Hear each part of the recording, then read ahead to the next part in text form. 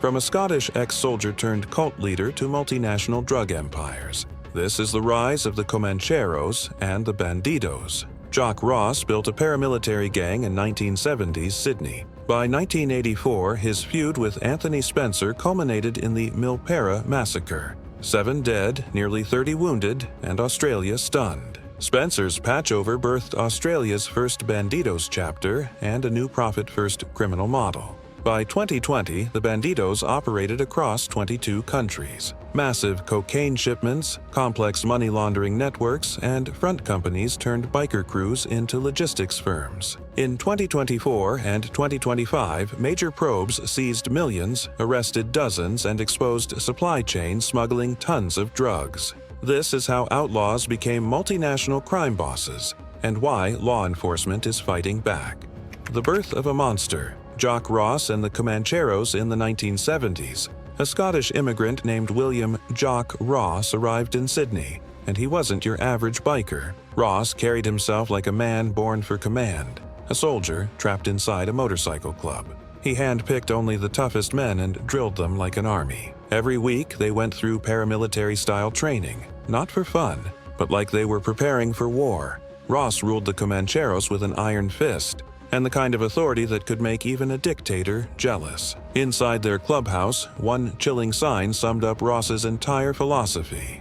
If it's white, sniff it. If it's female or it moves, fuck it. If it narcs, kill it. That wasn't just some edgy slogan on a wall, it was a real, documented part of how the Comancheros operated.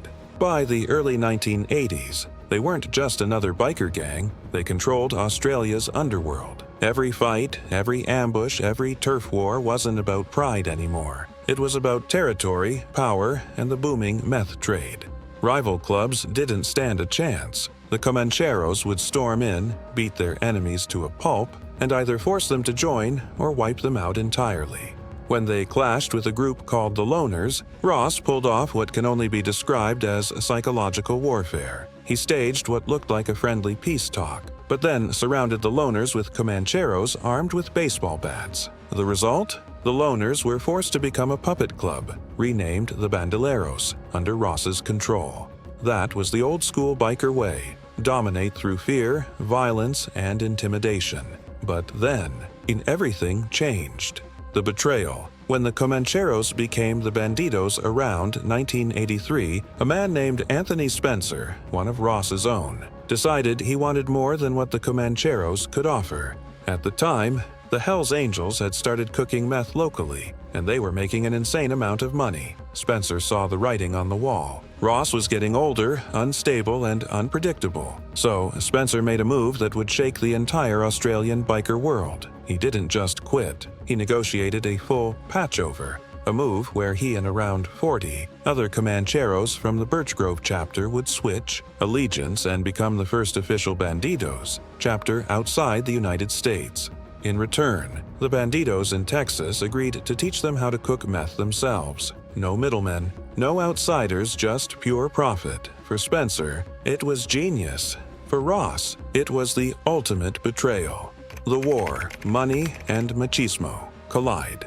What followed wasn't just another biker feud, it was the clash of two criminal ideologies. Ross represented the old world, where loyalty was fear, control came through violence, and respect was earned with blood. The Bandidos were the new breed, efficient, calculated, and profit-driven. They didn't care about ruling street corners or hosting club barbecues. They cared about networks, production, and money flow. Then came the spark. On August 9, 1984, a group of Bandidos jumped 3 Comancheros outside a Sydney bar and beat them viciously. Days later, someone tried to run Jock Ross off the road while he was riding his bike. Ross survived. And when he called Spencer after that attack, what happened next sounded like two generals setting war terms. They both agreed.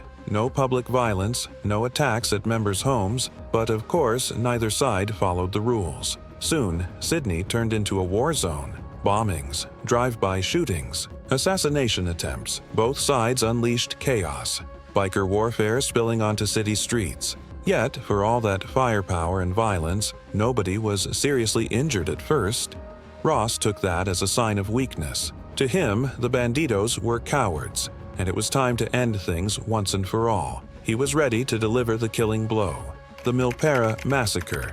Sunday, September 2nd, 1984. It was Father's Day, and Jock Ross had a plan, a deadly one. He'd caught wind of a biker swap meet happening at the Viking Tavern in Milperra, and he was convinced Anthony Spencer and his Bandidos would be there. Ross turned it into an ambush. He gathered his men, armed them with shotguns, rifles, knives, and baseball bats, and positioned them carefully around the area. He was confident, maybe too confident, that the Bandidos were too scared to actually show up, but they did. Spencer rolled in with 34 armed Bandidos, ready for war. The moment they entered that parking lot, chaos exploded. The Bandidos spread out, handed out weapons, and closed in on Ross's crew. Within seconds, the air filled with gunfire. Shotguns blasted. Pistols cracked. People screamed. A shopping bag flew through the air, torn apart by bullets. One man dropped face first in the dirt. Another was hit 6 times in the chest. The sound was deafening. Gunfire echoing across the lot mixed with shouts, engines, and panic. By the end of it, 4 Comancheros were dead. 2 Bandidos were dead, and then there was Leanne Walters, just 14 years old, a girl who had nothing to do with any of this, killed instantly in the crossfire. When police sirens finally wailed through the streets, it was too late. The smoke cleared. Bodies were everywhere. 7 people dead, nearly 30 wounded. That moment, the Milperra massacre, would change Australia's biker scene forever. Ross was sentenced to life in prison. And while Spencer and the Bandidos didn't win in the traditional sense, they came out on top, not because they were tougher, but because they understood something Ross never did. The future of organized crime wouldn't be ruled by fear. It would be ruled by profit. The evolution, from thugs to multinational criminals, and this is where the story gets really interesting. While Jock Ross sat behind bars, the criminal world outside evolved faster than anyone could have imagined. The Comancheros, now led by a young Lebanese-Australian named Mahmoud Mick Howie, started recruiting from new places, especially among Middle Eastern communities in Sydney. These new recruits weren't the rough, old-school bikers Ross had built. They were younger, sharper, and hungry for power. They wanted money, not just reputation. In 2002, Howie and his men tracked down Ross himself. They stormed his house, beat him viciously, took his colors, his club jacket, and even stole his motorcycle. That moment wasn't just personal revenge, it was symbolic.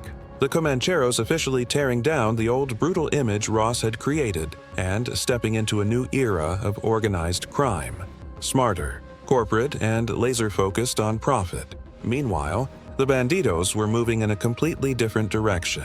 They expanded internationally, fast. While the Comancheros stayed territorial, the Bandidos became global. They started operating like a logistics company, not a gang, setting up chapters across Europe, building connections with South American cocaine suppliers, and developing money laundering pipelines that stretched across continents.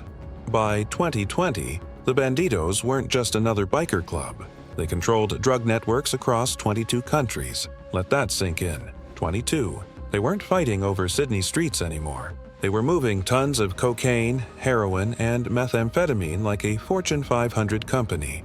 Only their product was illegal. The machine. How modern motorcycle gangs operate what? Truly shocked law enforcement wasn't just the violence anymore, it was the sophistication. These modern biker gangs didn't look or act like the old ones. They'd built real businesses, front companies, banking networks, encrypted communication systems, the works. Here's what investigators found when they finally got inside. Legitimate fronts, construction firms, auto shops, nightclubs, and real estate companies, professional money laundering, encrypted devices, offshore accounts, fake corporations, even cryptocurrency. Supply chain infrastructure, direct ties to South American cartels, drug routes through Europe, and deals with corrupt port officials. Operational security, military-style compartmentalization, coded language and encrypted apps for every conversation. By 2019, when the Bandidos set their sights on expanding into the United Kingdom, they didn't send bikers with bats, they sent logistics experts. Their goal wasn't to scare people. It was to build infrastructure, and the math made it impossible to ignore. A single kilogram of cocaine costs about $8,000 to produce in Colombia. The same kilo sells for $35,000 in Amsterdam. In Manchester, it goes for $45,000 wholesale, and on the street, it's worth $80,000, or about $100,000 USD. For an organized network like the Bandidos, with connections and clean distribution routes, the profit margins were insane. They weren't just criminals anymore. They were international businessmen of the underworld. The cocaine pipeline, global scale follow one shipment, and you see how the modern drug empire actually works. Colombian cartels cook cocaine in jungle labs. They link up with Bandidos operatives who arrange shipping out of South American ports. Those containers head for Europe, usually Rotterdam or Antwerp, huge ports built for container traffic, which makes them perfect for hiding large loads. Here's where the system shows its teeth. The Bandidos kept contacts inside the ports, corrupt workers, crooked customs officials, and teams that could pull cocaine from containers and move it quietly into distribution channels. That infrastructure is what turns a shipment into supply. In 2020, Belgian and Spanish authorities intercepted 11,497 kilograms of cocaine hidden inside scrap metal bound for Antwerp. That was one of the Bandidos' supply lines getting cut. But when routes weren't disrupted, those volume numbers were the norm. Multiply that over months and years, and you're talking thousands of tons flowing into Europe. From Europe, shipments moved on. The UK became a major node where Bandidos chapters were settling in. Some product then flowed onward to Australia and New Zealand, where groups like the Comancheros ran established distribution networks. The whole operation was synchronized, professional, and ruthless. The Comanchero expansion, Australia to global while the Bandidos were building their European infrastructure. The Comancheros were strengthening their hold in Australia and starting to reach beyond it. But their method looked different. The Comancheros leaned into a violent territorial playbook in Australia and Southeast Asia, and they pushed into New Zealand as well. In 2024, New Zealand police wrapped up a major probe into Comanchero activity. 41 gang members and affiliates arrested, charged with 137 offenses and $9.2 million in assets seized. Investigators said the group was running like a full-scale organized crime syndicate. Money laundering, drug importation and distribution, even military-style training camps paid for with criminal proceeds. Here's the striking contradiction.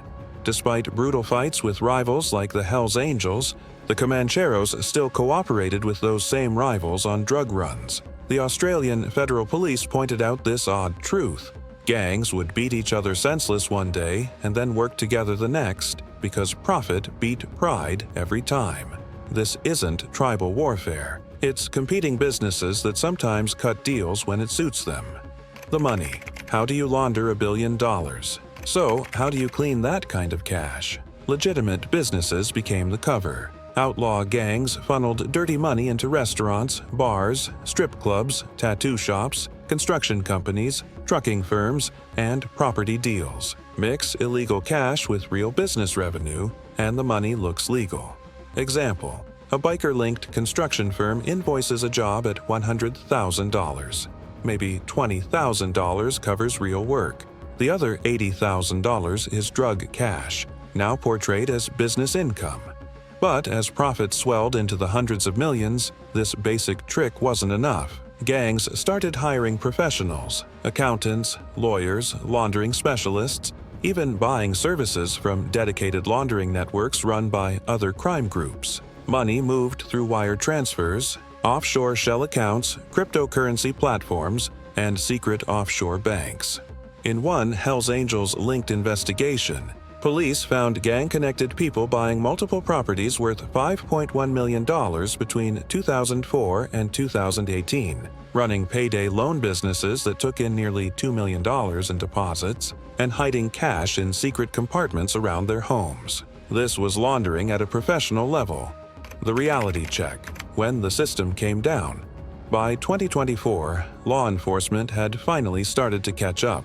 In the UK, Operation Falcon marked a major turning point.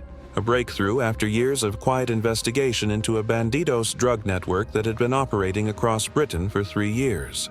Then came the bust. In a single coordinated strike, authorities stopped a truck and found what was inside: 505 kilograms of pure cocaine and 108 kilograms of heroin, together worth more than $64 million on the street. And here's the thing, that was just one shipment. Intelligence suggested that the Bandidos had smuggled over 2 tons of Class A drugs into the UK alone, a wholesale value of about $250 million.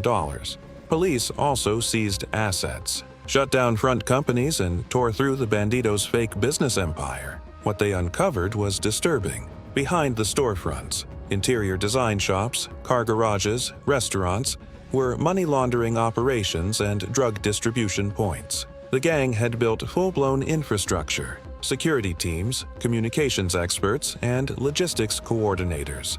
They weren't just a gang anymore. They were a business empire built on death and addiction. And while one seizure doesn't topple an empire, Operation Falcon proved something crucial. These organizations could be hit hard once authorities understood exactly how they operated. The Sydney airport beating, when violence became counterproductive. Even as the money poured in, the violence never fully stopped. Back in 2009, the Comancheros collided head-on with the Hells Angels at Sydney Airport. Mick Howie, now the national president of the Comancheros, happened to cross paths with Derek Wainohu, the Hells Angels president, on a flight from Melbourne. What started as tense words turned into an all-out brawl at Gate 5. Caught in the chaos was Anthony Zervas, not even a biker, just the brother of a Hells Angels member. He was beaten with a 17-kilogram steel bollard, stabbed and kicked repeatedly until he died, all caught on security cameras. That moment changed everything. The footage hit every news channel in Australia. The public outrage was immediate. The old myth of the noble outlaw biker, the romantic idea of rebels living free from society, it died right there on that airport floor. These weren't rebels anymore. They were murderers. By 2015, Howie walked free on parole. By 2018, he was gunned down outside a Sydney gym. Multiple shots, masked men, professional hit. Whether it was revenge from the Hells Angels or an inside job within his own gang was never proven. But one thing was clear. The days of loud public biker wars were fading. Violence wasn't the strategy anymore. Business was. The final evolution. From bikers to criminals. Here's the uncomfortable truth. Modern outlaw motorcycle gangs aren't really motorcycle clubs anymore. They're organized crime syndicates that happen to wear motorcycle patches. The Bandidos run their operations like a multinational company, using encrypted communication systems, logistics professionals, accountants, and money laundering experts. Their supply lines stretch from Colombia to Canada, from the UK to Australia. They wash their profits through business fronts, cryptocurrency, and offshore banks. They recruit people not for toughness, but for useful skills. The Comancheros have followed the same path. Their base is still in Australia, but they now operate across New Zealand and Southeast Asia, building international networks, training recruits in military-style camps, and expanding into new criminal markets. In 2025, Turkish authorities charged 66 Comanchero members with crimes including international drug trafficking, proof that even their smaller overseas chapters were operating on a global scale. The takeaway: crime as a business model. Story of the Bandidos and Comancheros isn't really about bikers anymore. It's about how organized crime evolved, from street fights to spreadsheets. The Milperra massacre showed the old world, gangs fighting for pride, land, and fear-based control. But the new world? It's all about supply chains, profits, and business efficiency. Modern biker gangs run like corporations, moving product across continents, laundering money through layered systems, and minimizing risk with military precision. Sure, they're still capable of brutal violence, but now, violence is a tool, not an identity. They've become criminal entrepreneurs, men who use intimidation when needed, but who live and operate like businessmen. Between them, the Bandidos and Comancheros have built empires that span more than 22 countries. They move tons of cocaine every year. They launder hundreds of millions of dollars. They've evolved from leather-clad thugs into corporate-level criminals, modern mobsters running an underground economy larger than some nations' GDPs. The irony: clubs that once called themselves rebels and freedom fighters are now the face of global organized crime. And that's the reality. Crime today isn't chaos. It's a business model. It's structured, efficient, and terrifyingly professional. To fight it, you have to understand it. How they build networks, how they hide their money, and how they turn addiction into profit. Because the bikers are still out there. They're just not racing down highways anymore. They're running supply chains, counting profits, and redefining what organized crime looks like in the 21st century.